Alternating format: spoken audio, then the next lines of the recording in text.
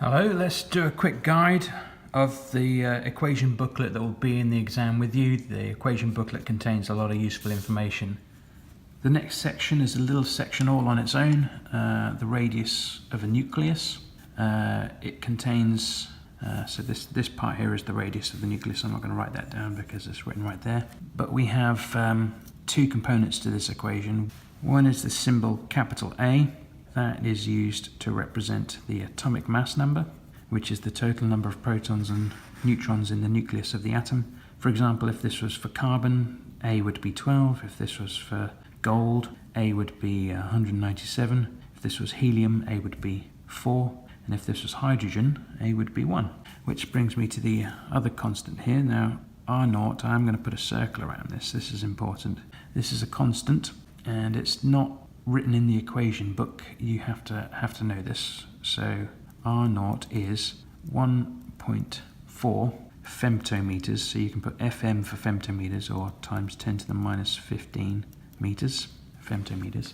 And that constant represents the radius of the nucleus of the smallest atom on the periodic table of a hydrogen, which is the smallest one, hydrogen atom. Okay, now this radius of the nucleus plays a part in quite a common discussion. So I'm just going to take an arrow from radius of the nucleus up to here, and I'm going to put nuclear density, as in the density of the nucleus of any atom.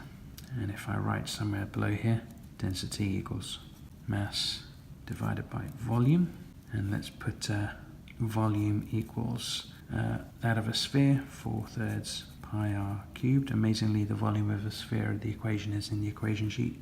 If I pop that in there, and for the mass, it would be atomic mass unit, which would be, this is 1.66 or 1.67 times 10 to the minus 27 kilograms, and I would times that by the atomic mass number.